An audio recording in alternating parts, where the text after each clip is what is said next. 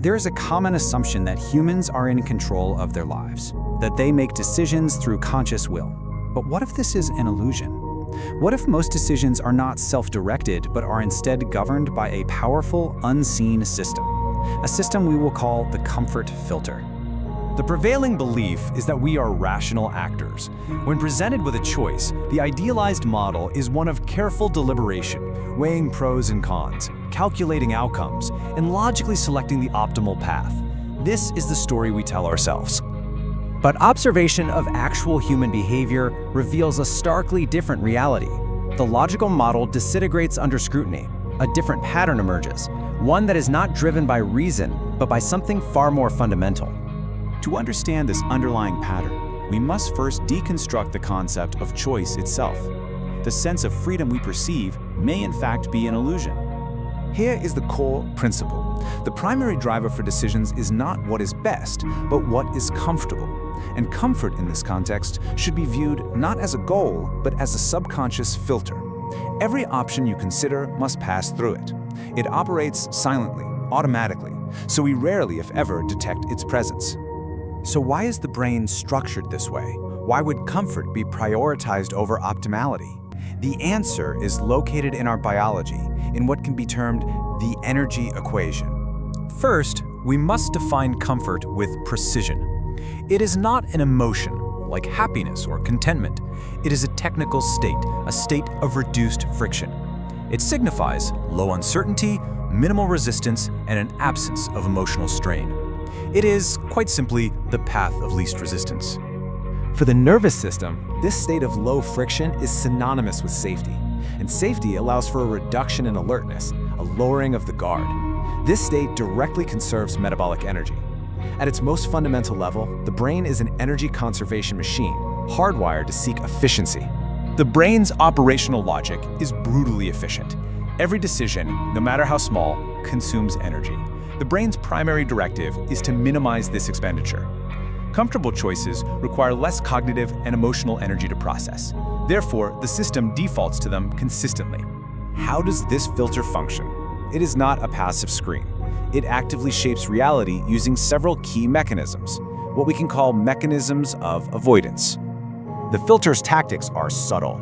It defaults to the familiar because that which is known requires less cognitive load. It avoids uncertainty, as the unknown is metabolically expensive to process. It prioritizes immediate emotional stability to prevent costly stress responses. It even filters information that challenges an existing worldview because maintaining that worldview is the most energy-efficient option. One of the filter's most potent functions is the distortion of risk perception.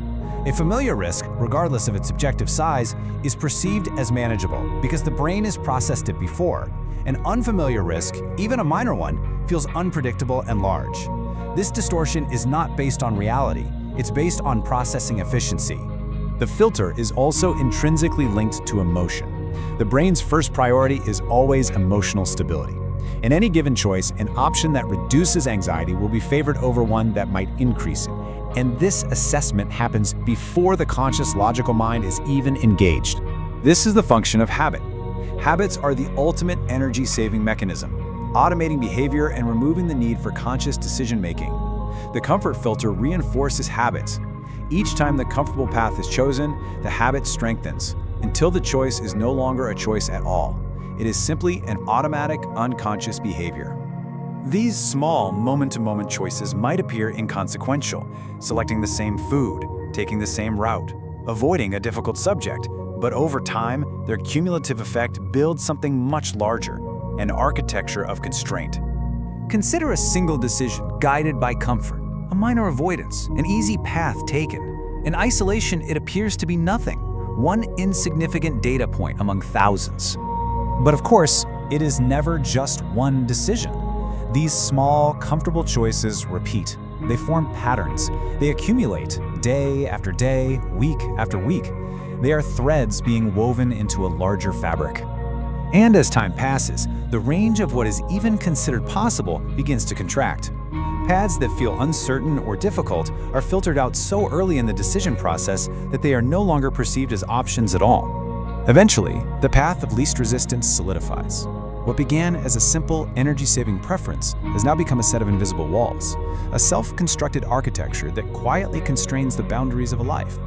This leads to the final consequence of the comfort filter's operation, a life lived largely upon an unintentional path. It is critical to understand that the comfort filter does not compel action. It is not a coercive force. It does not dictate one choice over another.